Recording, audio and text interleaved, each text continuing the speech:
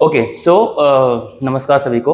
दोस्तों, last class में हम लोगों ने कॉम्प्लेक्स नंबर का टॉपिक को स्टार्ट किया था और कॉम्प्लेक्स को हमने स्टार्ट ही नहीं किया था, काफ़ी आगे तक हम उसमें आगे की ओर बढ़ चुके थे। ठीक है, तो आज का हमारा जो टॉपिक रहेगा उसमें हम बहुत सारे जो है क्वेश्चंस की प्रैक्टिस यहाँ पे करने वाले हैं एंड दो कॉन्सेप्ट यहाँ पे रह गए तो उनको यहाँ पे हम देखने वाले हैं। ठीक है, तो आइए स्टार्ट करते हैं। जो पहला कॉन्सेप्ट है यहाँ पे हम लोगों ने पहले भी इस चीज़ को पढ़ा है, वो था कॉन्जुगेट।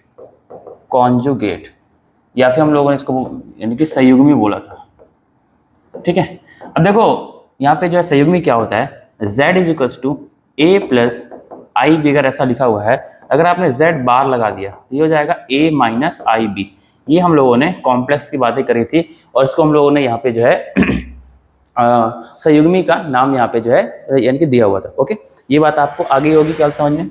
आइए, तो इसमें एक और चीज हम यहाँ पे यानी पढ़ लेते हैं, उसको बोलते हैं यहाँ पे जो है गुणात्मक प्रतिलोम। प्रतिलोम यानी कि गुणात्मक प्रतिलोम, ये नया टॉपिक है। इसको बोलते हैं मल्टीप्लिकेटिव इनवर्स। ठीक है, तो इसको बोलते हैं मल्टीप्लिकेटिव इनवर्स। अब ये होता क्या है, कैसे कैसे की चीज़ें यहाँ पे जो चलती हैं, इन सबको देखते हैं। तो देखो दोस्तों, इसको हम लोग यहाँ पे z इनवर्स दिखाते हैं।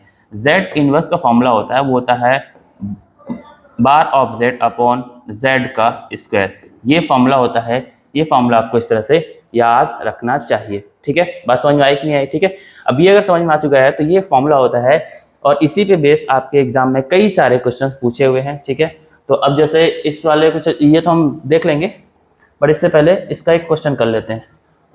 चलो ये भी हम कर लेंगे बाद में अभी। यस, अब जैसे ये वाला जो कि क्वेश्चन हो गया, ध्यान से समझेंगे इसको। यहाँ पे क्या बोला है कि 2 - 3 आयोटा को आपको यहाँ पे जो है इसका गुणात्मक यानी कि प्रतिलोम को ज्ञात करना है। अब ऐसे जब मान लीजिए क्या क्वेश्चन आ जाए तो ऐसे यानी कि क्वेश्चन को डील कैसे करना है तो समझ लेते हैं। इसको हम लोग यहाँ पे z लेट कर लेते हैं।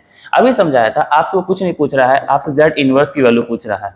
ठीक है, तो आपको मालूम है कि सर जो फॉर्मूला होता है, जो उसका सूत्र होता है, इसका जो यानी कि सूत्र होता है वो क्या होता है, z inverse is equal to यहाँ पे होता है z bar upon 1 upon z का स्क्वायर, मॉड ऑफ z। और मॉड को हम लोगों ने यहाँ पे मापांक कहा था।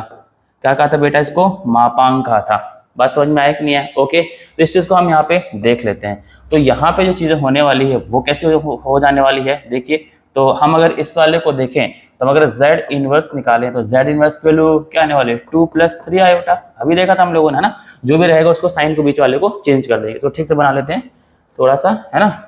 z और यहाँ पे आ जाएगा +3 आयोटा। ओके, अगर हम यहाँ पे मॉड ऑफ z की बात करें तो इसको मापांक बोलते हैं, तो आपको मालूम है बच्चों, ये हो जाता है √a² + b²। ठीक है बच्चों, तो यहाँ पे a² की वैल्यू कितनी है, यहाँ से अगर हमने देखा, अगर यहाँ से हमने जोर से देखा तो यहाँ से हम ये निकाल सकते हैं कि सर a की जो वैल्यू है वो तो 2 है और b की वैल्यू है वो तो 3 है, -3 है। यहाँ डाल दो, ये जाएगा 2 का स्क्वायर हो जाएगा प्लस -3 का यहाँ पे स्क्वायर हो जाएगा। व्हाट इट बिकम स्टूडेंट, ये हो जाएगा, देखो तो हो जाएगा 4 और +9, 9 4 कितना हो जाएगा बेटा, 13 हो जाएगा। ठीक है, इतना बात समझ में आया कि है 9 4 यहाँ पे कितना हो जाएगा, यहाँ पे जो है 13 के बराबर आ जाएगा।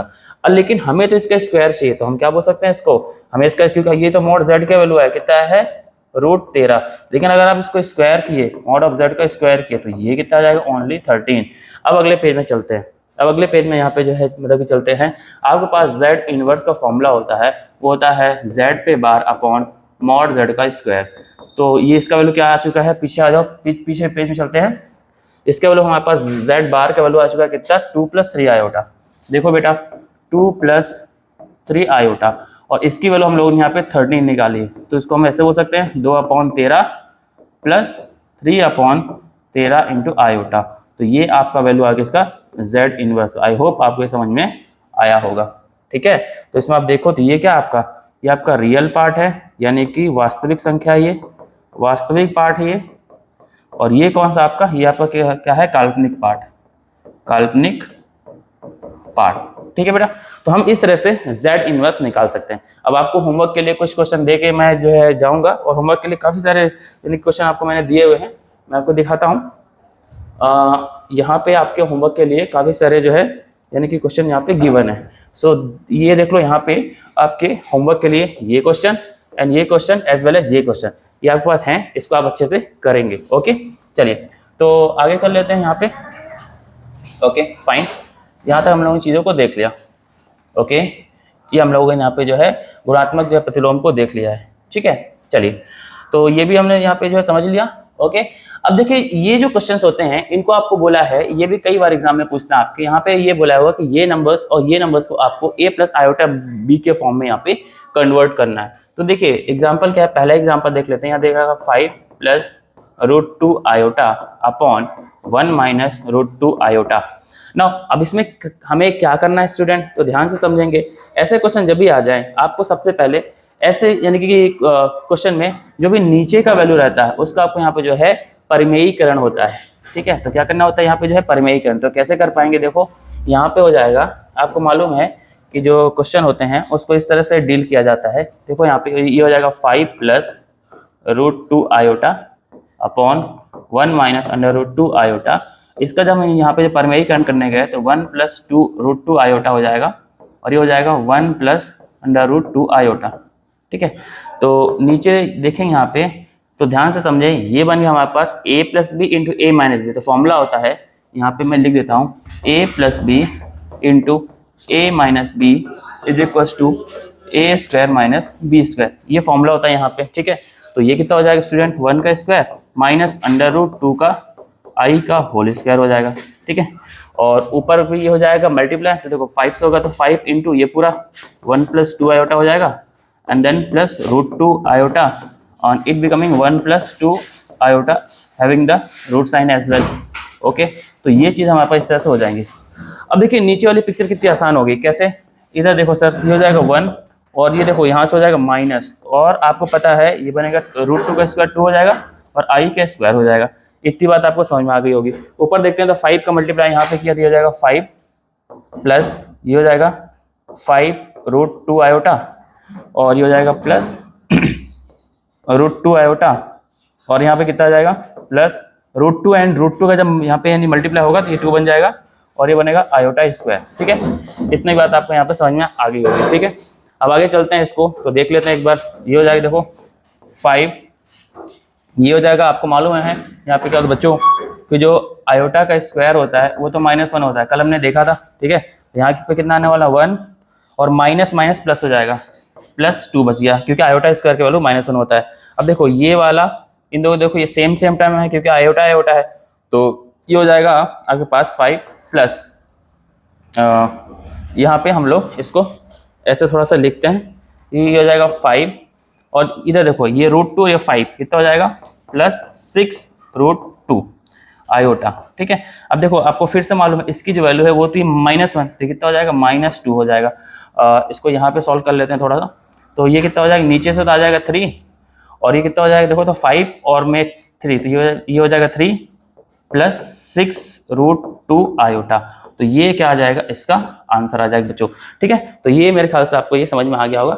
अब ये वाला क्वेश्चन जो है इसको आप लोग खुद कर लेना, कैसे कर लेना चलो मैं समझा ही देता हूँ 1 मिनट के लिए, है ना। लेट्स से अगला क्वेश्चन है यहाँ पे है इस आई पावर 35। अब इसको आपको a प्लस आयोटा b के फॉर्म में कन्वर्ट करना है। The thing is that student यहाँ पे इसका रियल पार्ट गायब है, so what we have to do see here, यहाँ पे हम बोल सकते हैं सर 0 प्लस आयोटा पावर 35 ऐसा बोल सकते हैं क्योंकि रियल पार्ट तो है नहीं इसका, है ना। तो इसका a कितना आ जाएगा बच्चों 0 एंड b कितना आ जाएगा i पावर 35, इजंट इट। ठीक है तो बस इसको हमको करना ही क्या है, जैसे मैंने बताया था जब भी आयोटा की पावर कितनी भी आ जाए आपको क्या करना है, उसको 4 से भाग लगाना है।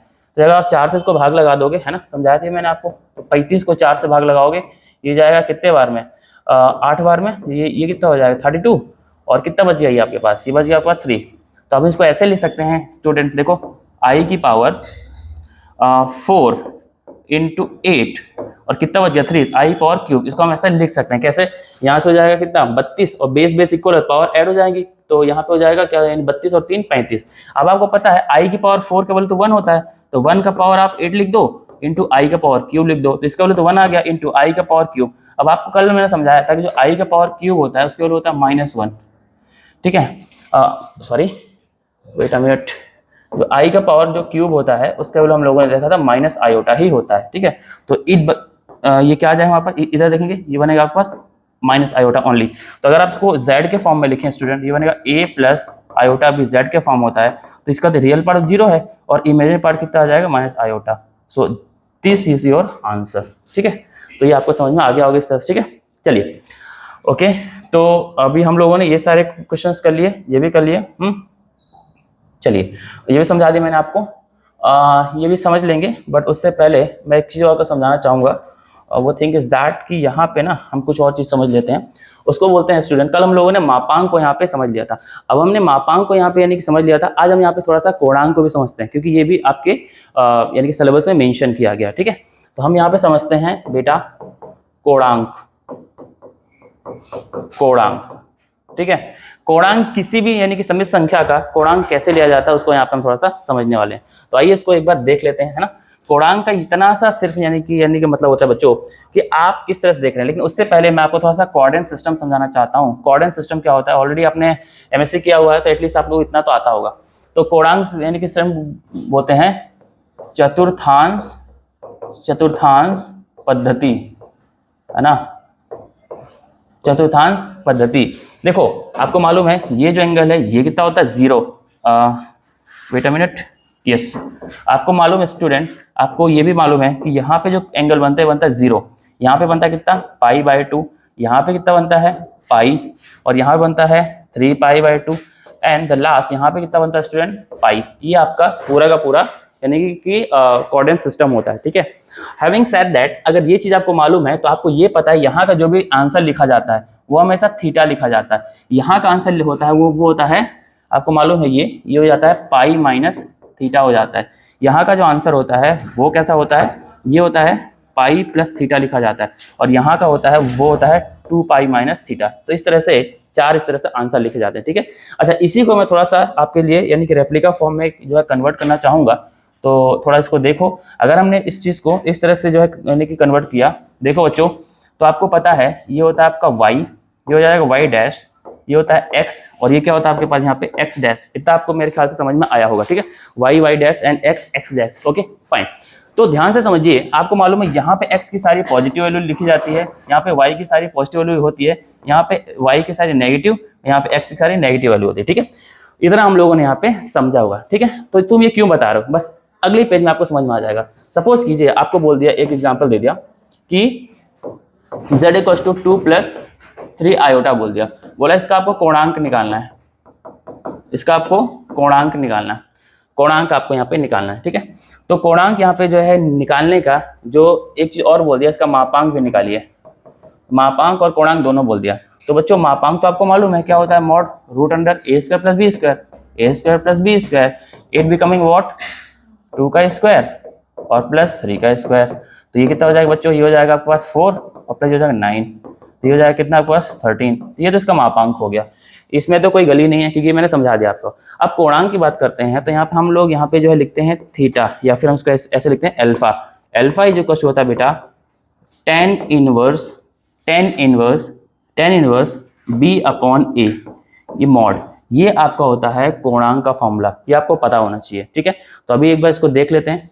तो अगर हम अगले पेज में जाएं, यहाँ पे लेट्स से यहाँ पे जाएं, तो हम लोगों ने क्या लिया था एग्जाम्पल, z = 2 + 3 आयोटा लिख दिया, ठीक है। अब एक चीज यहाँ पे ये समझना है कि हमने इसका अगर यहाँ पे कोणांक निकाला है, कोणांक निकाला बेटा, तो अल्फा = क्या हो जाएगा tan इनवर्स b। तो आपको पता है ये तो a है सर, और ये क्या है सर, ये तो b है। तो हम क्या लिखने वाले हैं b/a, यानी b/a यानी कि 3/2। इतना समझ में आया कि नहीं आया। बस एक चीज और ध्यान रखना है कि सर एक बात ये बताइए कि यहाँ पे मेरे दोनों ही नंबर पॉजिटिव है, इसका मतलब यहाँ पे अगर x में जाऊँ तो x में 1 यहाँ कहीं होगा, 2 यहाँ कहीं होगा, y में जाऊँ तो y में 1 यहाँ, 2 यहाँ, 3 यहाँ होगा। मतलब हो ना हो ये इस वाले पॉइंट की बात कर रहा है जहाँ पे x की वैल्यू तो 2 है और y की वैल्यू कितनी यहाँ पे 3 है। तो दोनों ही पॉजिटिव हैं। जब दोनों ही पॉजिटिव हैं तो जो थीटा होता है इसका आंसर कैसे दिया जाता है, थीटा, है ना। और इसका आपको मैंने समझाया था पाई माइनस थीटा, इसका जो है आपको आंसर दिया जाता है वो दिया जाता है पाई प्लस थीटा, और इसका दिया जाता है आपको पास 2π माइनस थीटा। तो ऑब्वियस हम अभी यानी कि फर्स्ट क्वाड्रेंट में है, तो अल्फा = क्या आ जाएगा थीटा, और ये हो जाएगा tan इनवर्स 3/2। तो ये आपका क्या हो जाएगा बेटा, यहाँ पे आंसर हो जाएगा। ठीक है, क्योंकि अभी इसका कोई एंगल बन नहीं रहा है। ठीक है, ओके, ये बात समझ में आ गई। चलो एक क्वेश्चन छोटा सा और कर लेते हैं। सपोज कीजिए आपको बोल दिया यहाँ पे कि सर 4 + 4 आयोटा ऐसा, या फिर इसको ऐसा ना बोल के ऐसा बोल दिया कि सर z = 3 - 3 आयोटा। अब बोल दिया इसका आंसर आपको निकालिए, इसका आपको जो है कोणांक निकालना बेटा। क्या निकालना है? कोणांक निकालना। तो कैसे निकाल पाएंगे? बहुत सिंपल है। अल्फा = अभी समझाया था tan इनवर्स, और b की वैल्यू कितनी है? b की वैल्यू सर माइनस है आज, ओके, और a की वैल्यू कितनी है? 3 है, क्योंकि आपको पता है ये a हो गया और ये b हो गया। ठीक है, तो अल्फा = क्या आ जाएगा? देखो तो बेटा, tan इनवर्स, और ये कैंसिल होकर -1 आ गया।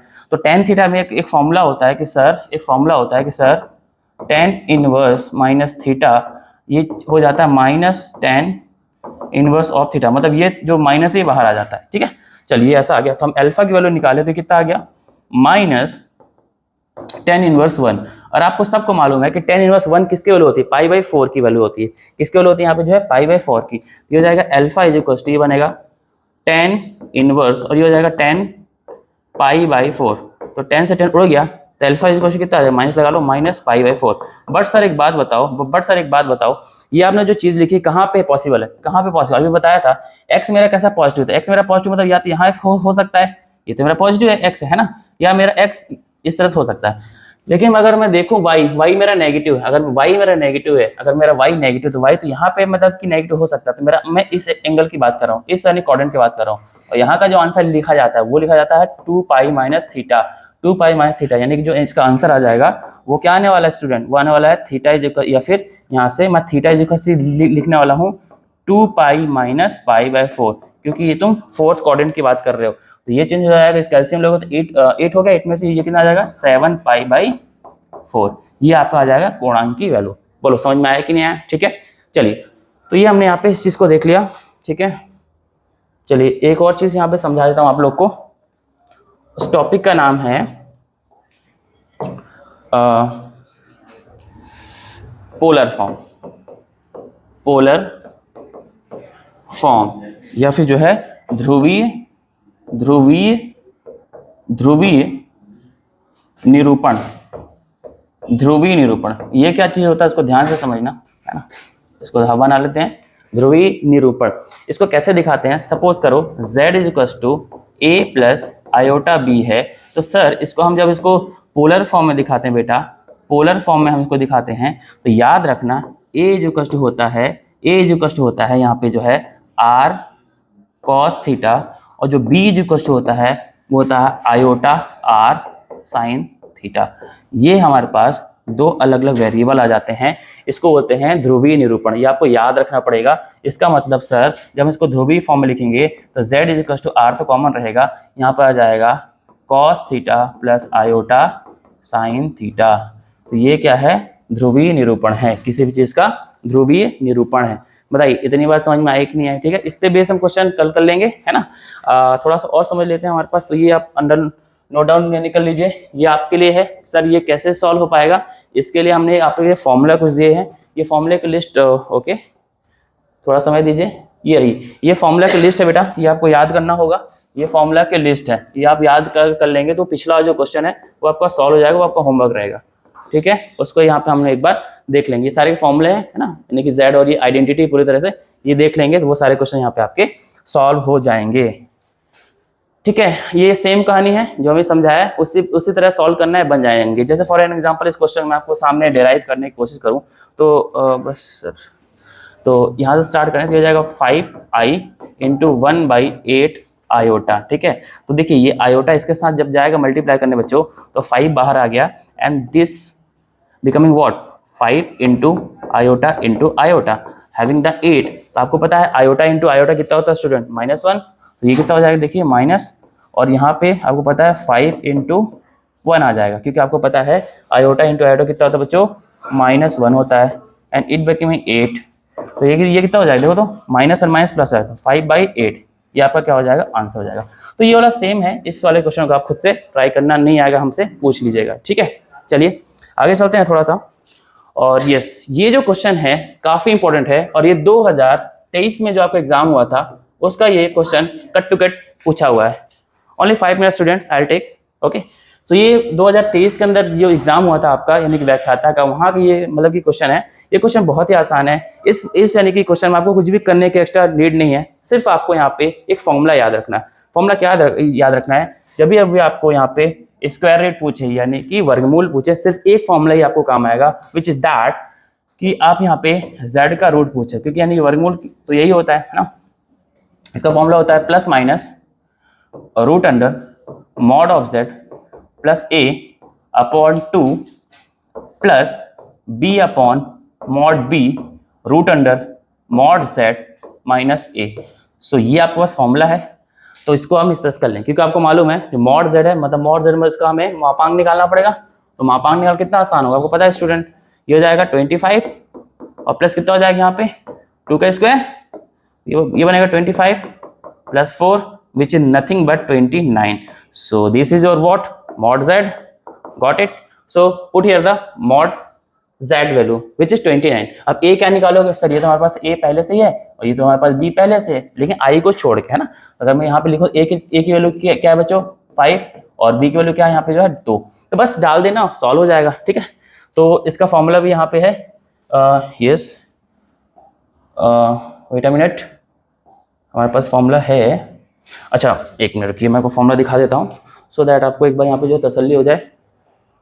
Okay just a wait students, ये होमवर्क रहेगा। हाँ ये आपके पास ये फॉर्मूला है, इसी फॉर्मूले की मैं बातें यहाँ पे कर रहा था, ठीक है। तो आप इसमें डाल करके देख सकते हैं। अब देखो यहाँ पे b तो आपको नॉर्मल वो डालना है। मॉड b का क्या मतलब है, जो भी b अगर वो नेगेटिव भी है तो उसको नेगेटिव भी नहीं डालना, आपको हमेशा यहाँ पे पॉजिटिव b ही डालना है, ठीक है। इसलिए यहाँ पे मॉड लगा हुआ है।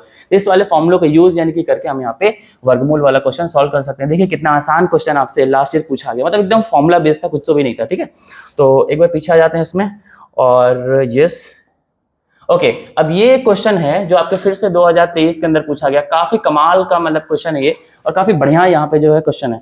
यहाँ पे आपसे पूछा है कि 1 प्लस ए स्क्वायर का मान क्या होगा अगर a जो equals to cos theta plus iota sine theta है, ठीक है। कुछ नहीं करना, सीधा अप्लाई करो इसमें मेथड। अप्लाई कैसे करना है देखो बच्चों, यहाँ पे आपको पता है 1 प्लस a की वैल्यू क्या है, a की ये वैल्यू होती है, यहाँ डाल दो, sorry just wait student, let me change the pen of colour.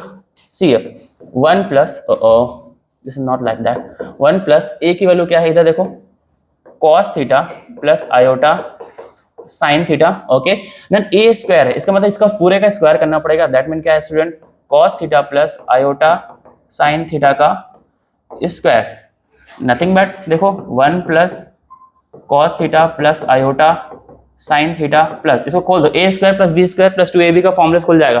तो देखो ये बना cos square theta plus iota square sine square theta और plus 2 times of sine theta into iota cos theta, ठीक है सर।